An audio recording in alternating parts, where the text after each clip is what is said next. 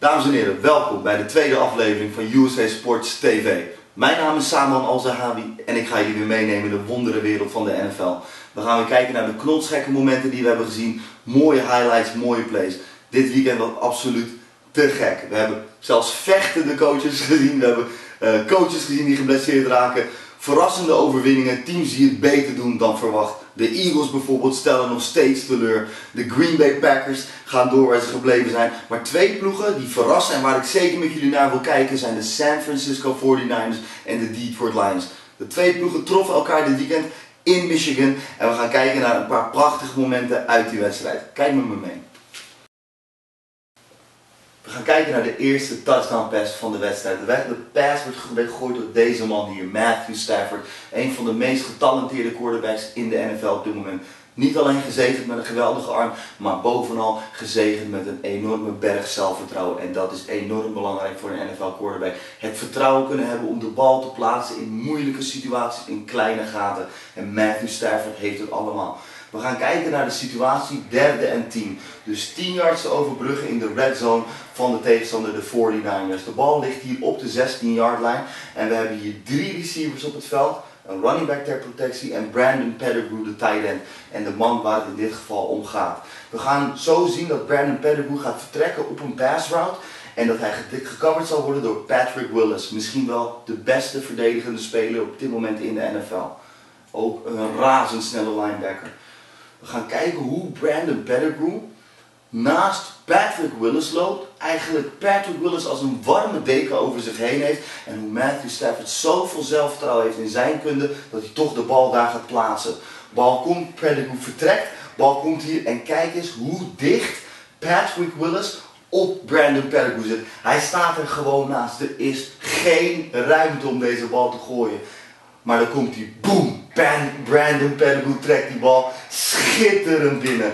Prachtig boven het hoofd. Heeft nog een hand tegen de bal van Patrick Willis gekregen. Het doet hem niks. Maar let in de herhaling eens even op hoe knap het is dat Matthew Stafford deze bal durft los te laten. Niet alleen het feit dat hij hem gooit, maar ook dat hij nog gevangen wordt. Enorm knap. Komt hij. Pats! Poetry in motion noemen we dat. Schitterend, zoals deze bal gevangen wordt. En dit is ook het teken waarom de Detroit Lions op dit moment succesvol zijn in de NFL. Het zijn dit soort plays. Het is het zelfvertrouwen hebben in je eigen kunde en zo een bal durven af te geven. Hulde. Als u fan bent van de NFL heeft u ongetwijfeld het woord scheme meer dan eens voorbij horen komen. Schemen om je tegenstander te verslaan. Je bedenkt pakketten, je bedenkt mogelijkheden om je tegenstander te verslaan. In de NFL lopen er, zoals we dat noemen, freaks rond. Mensen die zo verschrikkelijk sterk en snel zijn dat je van alles uit de kast moet trekken om hen te kunnen stoppen. Bij de Detroit Lions loopt misschien wel een van de grootste freaks rond van dit moment. Nummer 90, een Suh. De tweede keuze van de afgelopen draft vorig jaar in 2010 kwam met een bang de NFL binnen. San Francisco 49ers hebben een nieuwe headcoach, Jim Harbaugh, voormalig quarterback en hij weet als geen ander wat er vereist is om te winnen in de NFL. Wat hij zal gaan doen is zorgen dat jullie beste speler mij niet verslaat. Als ik succesvol ga zijn moet ik zorgen dat hij mij niet verslaat. We gaan zo kijken naar de running play van de San Francisco 49ers, waar Frank Gore een hele grote yardage winst gaat binnen kunnen halen. Hoe wordt dit opgezet? We zien hier een set, zware run-heavy set. Er wordt tijd gespeeld, dat betekent dat de receivers dicht bij de offensive line komen en er loopt hier met nummer 46 Delanie Walker. Een van de tight ends, H-backs van de San Francisco 49ers. Hij wordt hier in motion gebracht door quarterback Alex Smith en zijn enige taak is om te zorgen dat deze meneer geen play mag maken, want niks is moeilijker dan rennen tegen een Suh. Let op hoe deze man opzij wordt geschoven, de center opzij stapt, Suh denkt dat hij een play heeft en Delanie Walker hem dan genadeloos uit de play haalt. Laten we even kijken. Alex Smith motion hier, geeft aan wat er gaat gebeuren. Roept Delanie Walker, die komt naar binnen, snap komt, boom! Dit is het moment. Wat doe ik? Ik zorg dat jouw beste speler mij niet gaat verslaan. We kijken nog eens, de snap gaat komen, motion komt hier van Delanie Walker, boom. Ndamukong wordt hier uit de play gehaald door iemand die misschien wel 30 kilo minder weegt en een hoop minder spieren heeft, maar het maakt niet uit als je maar slim speelt. Ndamukong heeft geen idee dat deze speler kan komen, waar hij vandaan komt. Hij wordt eruit gehaald. Er staan voor de rest de offensive linemen, krijgen hierdoor de ruimte om op te stappen naar de linebackers en die uit de play te halen, waardoor Frank Gore als het ware 1 tegen 1 tegen de safety Amari Speedy komt. En dan is het een kat en bakje. Speedy stapt te snel op, hij duikt er langs en dit is een game van 46 yards en het is net geen touchdown voor Frank Gore. En dit is hoe er gespeeld wordt in de NFL. We zorgen dat jouw beste speler uit de play wordt gehaald en mij niet kan verslaan. We kijken nog één keer naar de schitterende blok van Delaney Walker. Kijk hier, Ndamukong denkt, ik ga die play maken, ik stap op en boem, weg ben je. Scheme-wise. Je zorgt dat je alles en iedereen, dat je bedenkt wie en wie moet aanpakken om ze te kunnen verslaan. Jim Harbaugh is er een ster in. Een hele goede play van de San Francisco 49ers. We gaan weer kijken naar een play van de Detroit Lions. De Detroit Lions hebben hier een empty set, zoals we noemen. Waarom empty? Er is geen running back. In het backfield is het leeg. Alleen de quarterback en 5 paasgerechtigde spelers die een bal mogen vangen. Let vooral op hier, wie hier op de flanken staat. Dit is een positie die toebehoort aan wide receivers. Jongens als Larry Fitzgerald, Andre Johnson. Maar nee, nu staat er de kleine man Javid Best, de running back van Cal. Geweldige speler. Mijn cameraman Eder Banks is er helemaal gek van en ik ga jullie laten zien waarom. Hij bezit alles om spelers gek te draaien. Maar wat vooral bijzonder is wat hier bedacht wordt voor scheme door de Detroit Lions om hem in situaties te krijgen. En spelers aan hem moet je de bal geven met gras voor zich, ruimte voor zich. We gaan zien een wide receiver screen. Screen, om allemaal kort uit te leggen, de bal wordt gegooid achter de line of scrimmage naar hetzij een running back of een wide receiver. En die zal direct, omdat de bal achter de line of scrimmage is, mogen de offensive linemen mee naar voren het veld op om voor hem te blokken. Als de paas verder zou gaan, moeten zij thuis blijven achter de line of scrimmage. Maar de bal gaat dus nu op een screen, waardoor er direct 3 offensive linemen van de Detroit Lions mee kunnen gaan om te blokken en ruimte te creëren voor Javid Best. En dat gaat resulteren in een enorme terreinwinst. Kijk hier, Matthew Stafford gooit direct de bal naar Javid Best. En nu zie je al wat er gebeurt. Er zijn nu al 3 van die flinke mannen die voor hem gaan staan om voor hem ruimte te maken. Tyler Young, de rookie, gooit hier ook een hele goede blok, waardoor er wat ruimte ontstaat. Die haalt de man van Javid Best uit de play. Nu gaan we kijken, Best volgt hier perfect zijn blokkers. Komt 1 tegen de safety en dan is het kat in het bakje voor zo'n enorme, snelle speler als Javid Best. Schitterend bedacht door de Detroit Lions. Dit is schemen. Zo zorg je dat je je tegenstander kunt verslaan. Je bedenkt dingen om je tegenstander te verslaan. Laten we nog één keer kijken naar deze schitterende play. Matthew Stafford, empty set. Bal gaat hij direct naar Javid Best. Voorblokkers, goed gevolgd. 1 tegen de safety. Ik juke hem en heb gelijk een terreinwinst van zo'n 35 yards te pakken. Schitterende play. Detroit Lions zijn niet voor niks succesvol dit jaar. We gaan kijken naar de Carolina Panthers die de New Orleans Saints op bezoek krijgen. Een duel uit de NFC South, een van de betere divisies op dit moment in de NFL. Als u de eerste aflevering heeft gezien van USA Sports TV, heeft u dat niet gedaan, raad ik u zeker aan om die nog even te bekijken.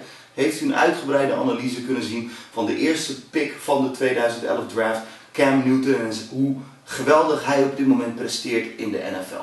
Hij neemt het vandaag op met zijn Panthers tegen misschien wel een van de beste quarterbacks van dit moment, Drew Brees, 2 jaar geleden nog Super Bowl winnaar met de New Orleans Saints. Saints komen hier op bezoek bij de Packers. We gaan kijken naar 2 mooie momenten uit deze wedstrijd. Kijk met me mee. De New Orleans Saints hebben afgelopen jaar in de draft een juweeltje opgepikt met de naam Jimmy Graham, de tight end van Miami. Speler die 4 jaar lang college basketbal speelde en besloot om er toch nog maar even een jaartje college voetbal aan vast te plakken. Om te kijken of hij het misschien zou kunnen. Nou, hij kan het. En niet zo'n klein beetje ook. Jimmy Graham is op weg naar een van de beste tight ends in deze NFL te worden. Iemand die mijn stukken leest en volgt, weet al hoe vaak ik het over deze speler heb gehad. We kijken hier ook niet alleen naar de klasse van Jimmy Graham, De kracht en snelheid van dit 1,98 meter lange monster, die bijna niet te verdedigen is door linebackers en safety, spelers waar die mensen tegenover staan. We kijken ook naar een van de beste quarterbacks op dit moment, Drew Brees. Je ziet dat hij onderaan staan, bijna 74% van zijn passes complete op third down, op de belangrijkste down in voetbal. Laten we even kijken naar Drew Brees en hoe hij omgaat met druk. Hij wijst hier aan waar de druk vandaan komt. We zien ook Jimmy Graham recht overeind staan. Vaak is het zo dat tight ends met een hand in de grond naast de offensive lineman staan, als het ware een 6-man lijn vormen.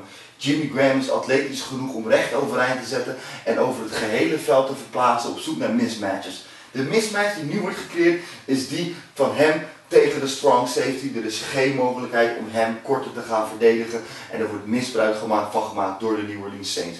We kijken even naar de play. De protectie is geroepen en kijk eens ook naar de kracht van Drew Brees. Je ziet hier een speler waar geen rekening mee werd gehouden door de offensive line van de New Orleans Saints. Niet alleen geen rekening mee gehouden werd, ze konden er geen rekening mee houden, er waren te veel mensen om op te pikken. En nu komt de kracht van Drew Brees. Waar de meeste quarterbacks hier de bal gewoon of weggegooid zouden hebben of zelf met de bal zouden gaan lopen, is Drew Brees te allen tijden een passer. Hij behoudt zijn ogen downfield op zoek naar mensen en zet nu 2, 3 hele slimme stapjes op in de pocket om weg te komen bij de druk. Je ziet het hier, stapt weg, vindt Jimmy Graham en die is niet te tackelen door safeties. Er moet een linebacker aan te pas komen van de achterkant of een tweede speler om hem neer te krijgen.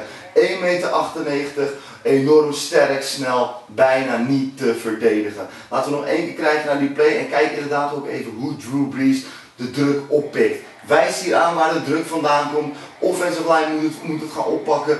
2 simpele stapjes op in de pocket. De bal gaat naar Jimmy Graham, ontwijkt de tackle en het is gewoon een gain van bijna 30 yards. Voor een tight end is een gain van 30 yards belachelijk. Hou deze speler in de gaten, want hij is op weg naar een van de beste spelers in de NFL te worden, Jimmy Graham. We hebben het al eerder gehad over Cam Newton, de nummer 1 van de Carolina Panthers. Ik denk het meest belangrijke is voor het succes van Cam Newton is dat de coachingstaf beseft dat Cam Newton bepaalde kwaliteiten heeft die je moet misbruiken. Hij past niet in het prototype NFL passer, alleen maar naar achteren vallen en de bal weggooien. Hij kan het als geen ander, maar hij heeft nog meer kwaliteiten. Hij heeft de kwaliteiten om gevaarlijk te zijn met de bal in zijn handen. Daarom is hij nu al de favoriete endzone runner en wordt er nu ook manieren bedacht om zijn kracht te gebruiken. Het lopen met de bal. Maar op het moment dat hij loopt met de bal is de hele defense alert, want iedereen zal moeite hebben met het neerbrengen van iemand van 125 kilo, 1,95 meter puur spier. Cam Newton, we gaan zien wat hier gebeurt. We staan als het ware weer met een run set op het veld. Fullback, running back, 2 receivers, tight end, quarterback. De bal gaat hier gefaked worden naar D'Angelo Williams, de running back. Wat er gebeurd is, let op, en ze gaan doen alsof ze hier direct, als het ware wat wij noemen, de 24 gaan afgeven.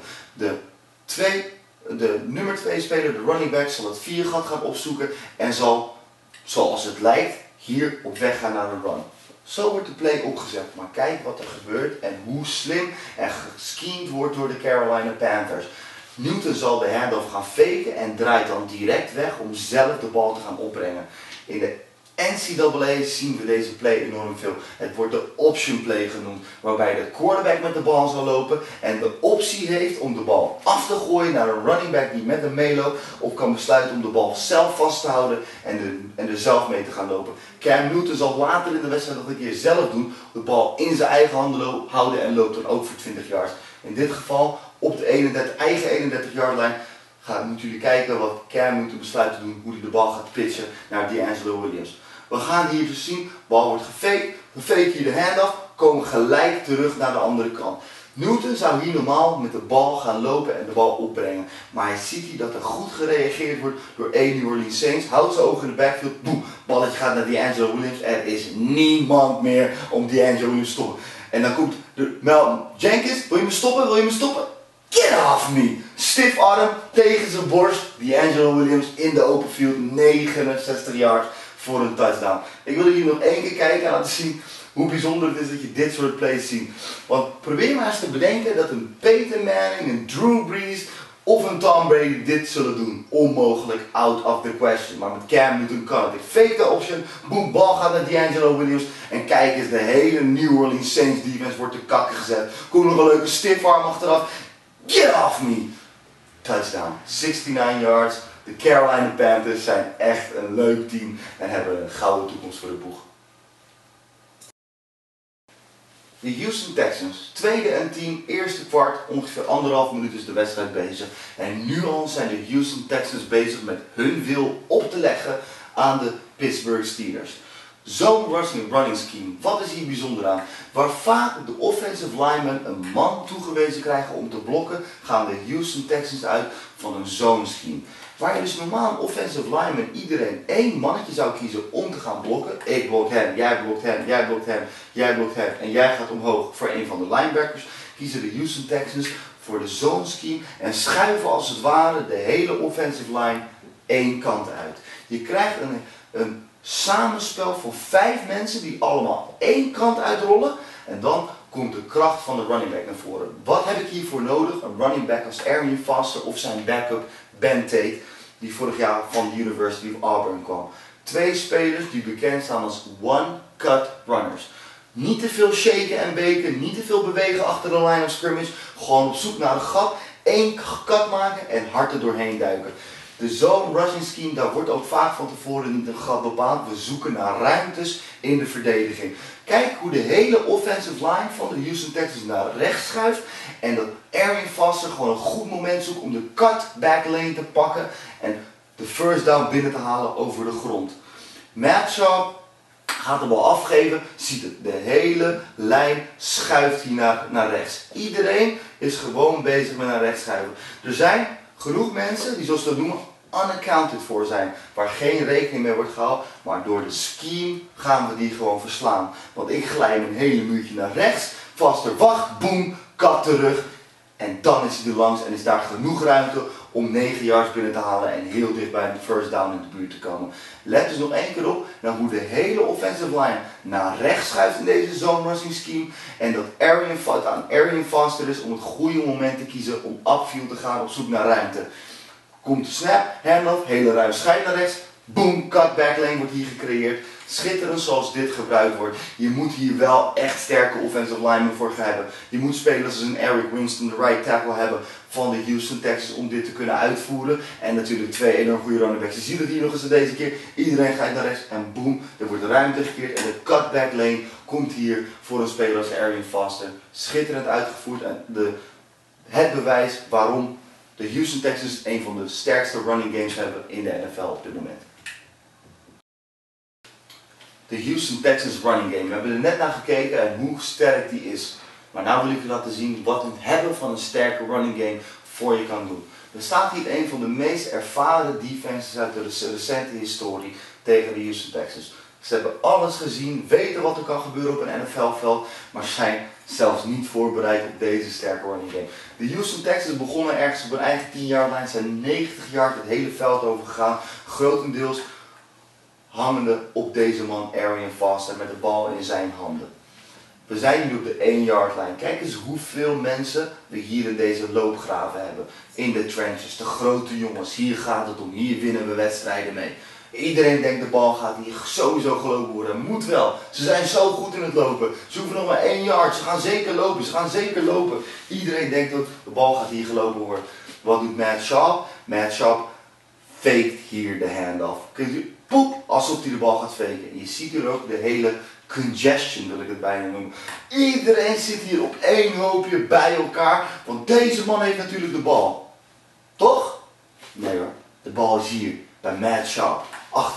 Achter het mandje weggepropt, niemand kan hem zien. En tegelijkertijd loopt hier nummer 81, Owen Daniels, de tight end, loopt hier weg bij de coverage van onder andere James Harrison. Die is alleen maar focust op de bal die gelopen gaat worden. Bal is daar helemaal niet. Bal gaat naar een vogelvrije tight end in de endzone. Owen Daniels. Dit is wat het hebben van een sterke running game voor je kan doen. Dit is wat er gebeurt als jij de bal kunt lopen en bij de tegenstander door zijn strot kan duwen. Die denken dat jij dat elke play gaat doen en die gaan daar rekening mee houden. En dat opent ruimtes achter de defenses met de play-action pass. Matt Sharp is er een ster in, we kijken nog één keer ernaar. Schitterend, kijk hier. Je ziet de bal niet eens bij Sharp. Die heeft hij hier heel sneaky weggestopt. Iedereen is bezig met de offensive lineman en de running back. Niemand ziet Owen Dennis vertrekken. Alleen Matt Sharp weet het. Het balletje gaat naar hem toe. 6 punten op het bord. Eerste punten. Houston Texans zetten hiermee de eerste steen op het eerste blok op het veld om te gaan winnen. Om de wedstrijd te gaan winnen van de Pittsburgh Steelers. De Houston Texans zijn echt een geduchte titelkandidaat dit jaar. Dames en heren, dit was de tweede aflevering van USA Sports TV. Ik heb enorm genoten, ik hoop dat jullie het ook leuk hebben gevonden. Blijf op de site kijken, de volgende aflevering komt er snel aan. Ik wil graag ESPN Amerika bedanken voor het leveren van de beelden en uiteraard mijn cameraman Edelindo Linnenbanks bedanken voor zijn geweldige bijdrage. Mensen, dank jullie wel en tot de volgende keer.